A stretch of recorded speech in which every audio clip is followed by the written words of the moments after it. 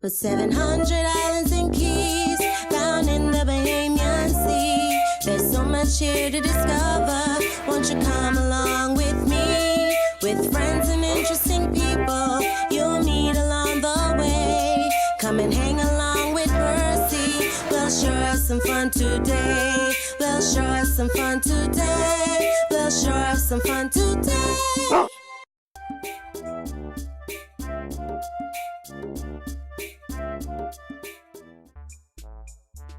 This episode has been brought to you by the letter G. And the number 9. Percy, I'm bored. Where else can we go to explore? Yeah, Percy, where can we go to learn more about the Bahamas? How about we visit a few of the art galleries? Art galleries? We have those here? You mean like sculptures and paintings and stuff? Yes, Mike and Mia, that's exactly what I mean. We can go visit the National Art Gallery of the Bahamas and Doongalik Studios. Come on, let's go! The National Art Gallery of the Bahamas was the first institution of its kind in the history of the Bahamas, announced in 1996 by then Prime Minister Hubert A. Ingram as part of a larger system of museums that would record and preserve the narrative of the independent nation established in 1973. The National Art Gallery is housed at the historic Villa Doyle located on West and West Hill Streets, in historic Charlestown and on the border of Delancey's town. It physically bridges the two districts that are the core of the nation, bustling downtown and the Over Hill community where the majority rule leaders were born and raised. Hi, my name is Katrina Cartwright. I am the Education and Outreach Manager here at the National Art Gallery of Bahamas. And we are here today to talk about our permanent exhibition, Timelines. So we're in the back part of the gallery, and I'm here with this lovely young man who's going to help me talk all about this lovely exhibition. And the permanent exhibition is the longest exhibition that the National Art Gallery has up during the year. So it's up for anywhere from 12 to 14 months, and it showcases work from the National Collection. The National Collection is work that the National Art Gallery owns, which means that the country owns that collection. And all of the work that we have in the collection has important historical, cultural, and social value to the country. And by having the permanent exhibition up, we're able to showcase some of that work, because the work you're going to see today is not all of the work in the National Collection, it's just some of it. It's very important to keep in mind. We're in the back galleries of Timelines, and Timelines is an exhibition that was conceived by one of our assistant curators, Richardo Barrett. And what he wanted to do is look at the history of art in the country, not through the lens of the international community, not through the lens of a more Eurocentric take, but through the lens of what happened on the ground here that got Bahamians involved in the arts. So he's looking at Don Russell's Art Academy, first art school in the country. He's looking at Chelsea Pottery, where a lot of our greats have studied. So we're looking at people like Max Taylor, Kendall Hanna, Brent Malone, and they started this movement, all of them collectively, this movement of Bahamians being involved in the fine arts and actually pursuing it as a viable career. So today, as we move through, you're going to see not necessarily work from those individuals, maybe a couple of them scattered around, but you will see work from the people who came after as well. So ask lots of questions. So we're looking at the work of Chan Pratt on this side and Eddie Minnis on this side. These two have been grouped very intentionally because Chan Pratt was Eddie Minnis's mentee. Chan Pratt, Eddie Minnis, actually worked very closely with Chan Pratt and acted as his teacher when Chan Pratt was first getting into the arts. So you know that the styles are very similar. You know, you have these very idyllic scenes, Bahamian scenes with the beautiful trees, the texture, that very thick pink texture on the surface. And so if you put them side by side, you almost think that it's done by the same person, but it's not, right? Chan Pratt's no longer with us. Eddie Minnis is still here. He lives in Eleuthera. He still works. But the relationship between these two artists is so significant because it speaks to, again, that culture of the artists mentoring the next generation, and Eddie Minnis certainly did that with Chan Pratt. We move along. So this piece here is a little different because you notice that it's a mural, it's actually hanging, and in the front there's all of these tools. These are the tools that were used to remove this from the wall of a prominent home in Cable Beach. This mural was done in the 1940s by a famous, well-known international artist named Kit Saldwell. And this was in the dining room of that home. And that dining room saw people like the Duke of Windsor, Clark Gable, famous American actor. You might be too young for that. You're definitely too young for that. Sitting in this dining room and with this mural in front of them. And this mural depicting a very idyllic Bahamian landscape, very similar to what Eddie Minnis and Chan Pratt did. But this was done in the 1940s. This stuff was done in the 1970s, 1990s. So you see the connections here. And in front of this are all the tools that the curatorial team, along with the international conservationists, used to remove this from the wall of that home before the home was demolished. So you can see the true tools of the trade, these gloves, felting knives, like chisels, brushes, goggles, all the other tools in here. And the curator did this as a way to help the audience see that it's not just about the pretty pictures on the walls. Like preserving something takes work. And not just takes work, it also takes very specific tools, right? Now we're going to move on to something a little different. We're moving away from very traditional paintings we've been looking at. So we've seen paintings on canvas. We've seen a mural, again, very idyllic Bahamian landscape. And here, this is also something that's very familiar to us. This is a section from a colonial building. This is actually the exterior of this building. Because the National Art Gallery is an old colonial mansion, right? So this artist, Holly Parati, what she did, she took a section, the shutters that you see on the outside, along with these very customized railings, right? And she etched them on a copper plate. And then she went ahead and inked that up and made a print from it. So she has them shown side by side. So you have the process and you have the finished product. And you think this was done in pen, but it was not. It was done from an etching. So again, a very different way of looking at our past, our history. So here, instead of us seeing this idyllic landscape that makes you want to go walking in it, there's this close-up of a colonial building, a piece of architecture, and you start to ask yourself, why?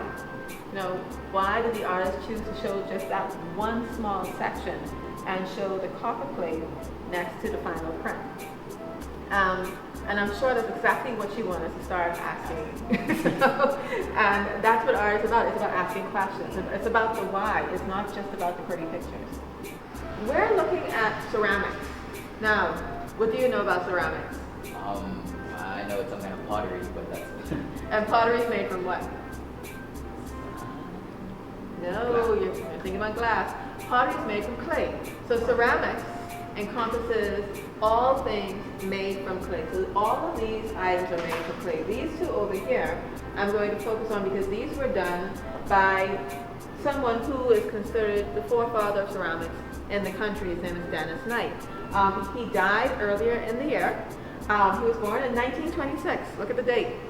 And these are some of the pieces that he made. So he taught many people here pottery at the College of the Bahamas, now the University of the Bahamas. And he also eventually went to Long Island and set up practice there and kept on working. And he was very good friends with Brett Malone, another very well-known Bahamian artist. Right next to him, work by Sue Bennett Williams, also a former professor at the University of the Bahamas, College of Bahamas. And it's really interesting to see how his work has influenced this work. Even though she was never taught by him, there is a certain aesthetic, a certain kind of, a way of working, a way of saying things that bleeds into this work, and it's really amazing to see that. So it shows that artists are inspired by each other as well, right? And also their environment. Dennis Knight was very inspired by the Bahamian environment. He's originally from England, and you see a lot of this work looks like the sea and the sky. Very rough, very bumpy, very sandy, very reminiscent of the limestone rock. And a lot of his work is like that. So, you know, artists don't work in a vacuum. We are always influenced by what's around us. Percy the Potcake presents This Week in Bahamian History, where we discuss people, places, and things that shaped the Bahamas into what it is today. Doris Johnson was born June 19, 1921, to John Sands and Sarah Elizabeth. She would become a teacher at the age of 15 and with further education at Virginia Union University. She would become a strong proponent for labor and suffrage in the Bahamas in her adult life, where in 1960 she was the leader of the women's suffrage movement, and in 1961 she would run in the Bahamas general election as the first female candidate. She worked along with the Progressive Liberal Party to help the Bahamas gain independence, where she was appointed to the Senate. She also was the first woman to serve in the Bahamas cabinet, as she was the Minister of Transportation. She would pass away in 1983. Today, a school is named in her honor.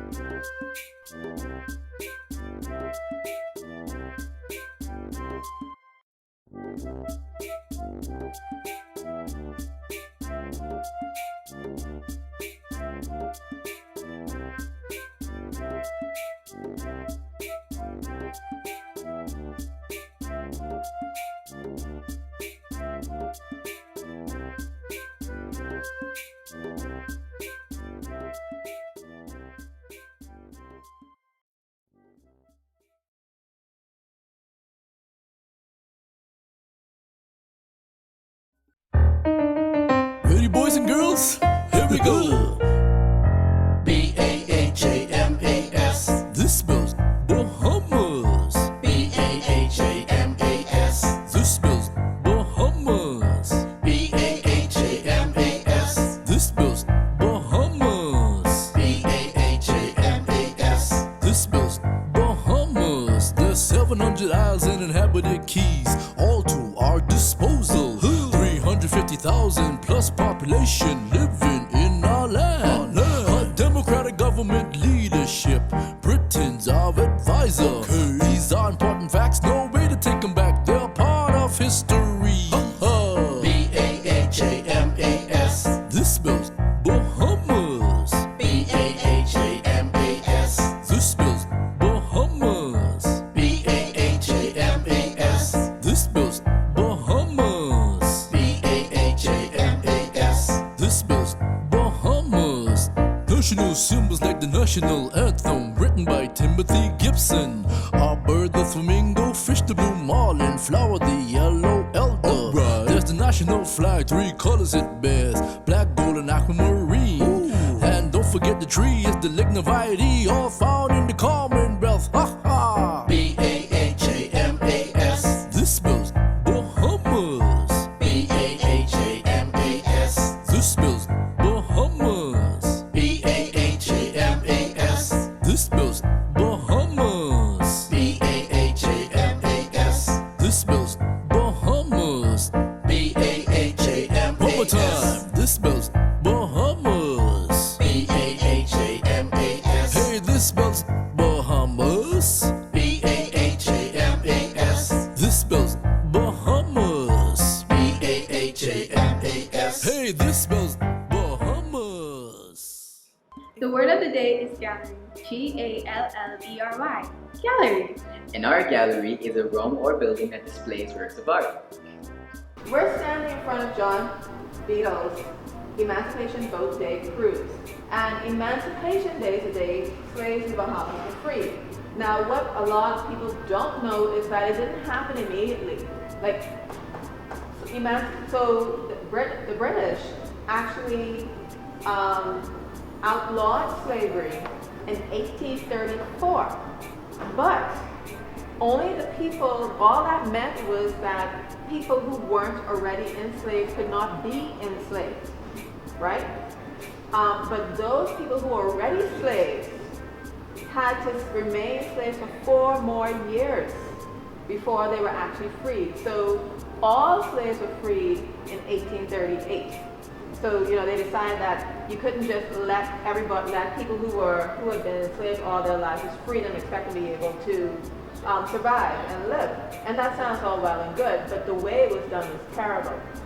We will not get into that. So this painting is about the joy around Emancipation Day, people knowing that they were free to live their lives, to make their own decisions. But I want you to look at the background, particularly. You see all these faces, very colorful faces. And if you know your history, especially as it relates to how we are connected to our African ancestors, that belief system is very much linked to the ancestors, and the belief that the ancestors watch over you, right? And we live it all the time. Somebody says that relative visited me to tell me a story, something's happening. We do it all the time, and we don't even realize we're doing it. So you have these people dancing, people in the background, but up here, it's like you have spirits looking down as well, right? So spirits of our ancestors. And if you look at some of the other pieces, they're all a little different. So you're looking at a spirit of our ancestors, but over here, we have Cantor Forrest's piece called Duran Duran, and these are boxing gloves. So first you're dealing with a long fight for the freedom of black slaves, right? And people are rejoicing, but here you have boxing gloves, and boxing is a fight, but it's a sport, right? It's a sport that a lot of people participate in. Well, whether it's recreational, whether they're doing it professionally, but along with the gloves, look at what she has on this side. She has this guy looking out at us, and instead of boxing gloves, he has shoes hanging over his shoulder, and he's looking at us with a kind of look on his face. It's like, okay, what do you want, right? So how do you take that? What do you do with that? How do you interpret that, right? And this is, again, what art is about. This is about those comparisons, those metaphors, those questions. I think about art as visual poetry, right? So instead of having a story where everything's spelled out for you, you have a poem where you have to figure out what the writer, what the poet, what the artist is saying. So it's a little less clear on this side than it is on that side. And that's pretty interesting. Pretty interesting. We're standing in front of one of the murals that was done during our Mixed Media Arts Summer Camp. So the Mixed Media Arts Summer Camp is our annual summer camp that we've had here at the NAGB for about 6 years now in its current iteration, because it changed completely in 2014. So I stand corrected, 5 years. And as a part of that summer camp, we have children between the ages of 5 and 17 working with an artist, a professional muralist, to paint murals on the NAGB's property and sometimes off the property. And these murals stay up for at least 2 years, and they work on them collectively. So the artists would come up with a design based on the theme for the summer camp. This year our theme was parading through the Caribbean. So we were looking at festivals throughout the region. So we looked at Trinidad, we looked at Haiti, we looked at Guyana, we also looked at I think Barbados as well. So this comes from Rara in Haiti, these horns that are an intrinsic part of the festival that they make at home, and they blow through it and they make this very particular sound. And if you turn around, this one is based on Doongalik in Guyana. So all the beautiful patterns that are part of that festival of lights. And as we move around here, this is the third mural. So all of this was done in July with 50 kids. With 50 kids. And This comes from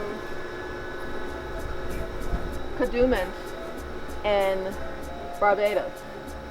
So all of these are part of what we do with the kids at the summer camp, because not only do we want them to have the experience of working with people, with kids, with adults, with their camp counselors, with artists from all backgrounds, we want them to learn about their country, and we want them to learn about the Caribbean as a whole and how we connect to these other countries as well. And they had a great time. They had a great time.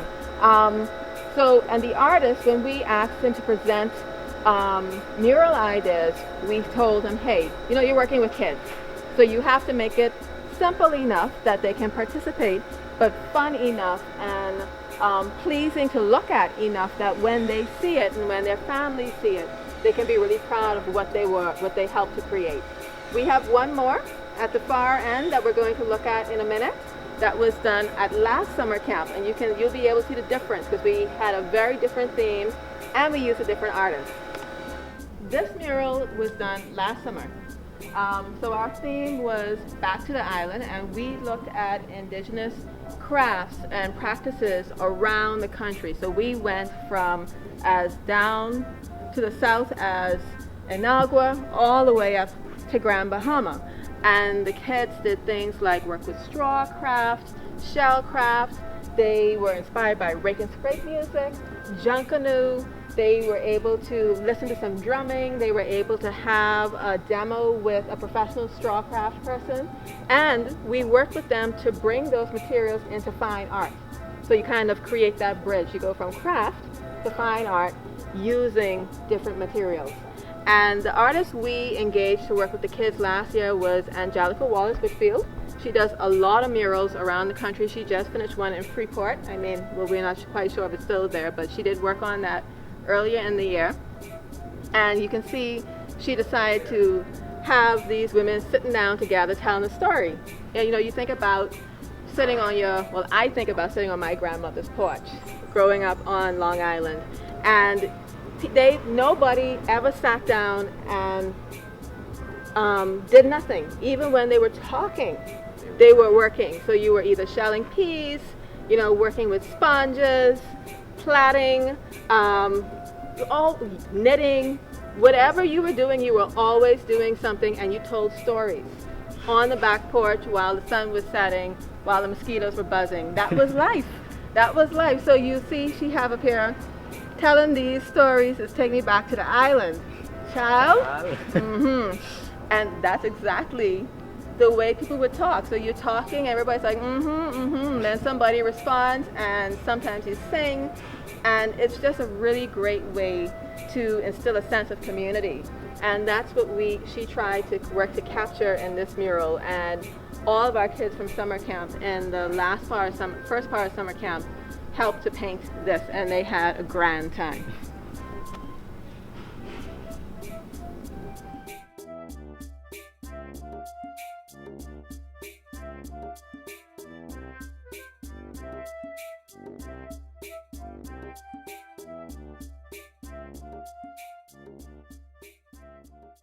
This is Doongalik Studios.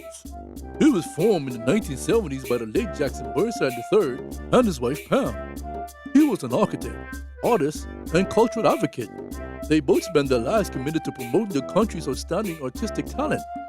Doongalik Studios Art Gallery is located on Village Road, which is home to a large exhibition gallery in a historical, traditional building in a lush garden.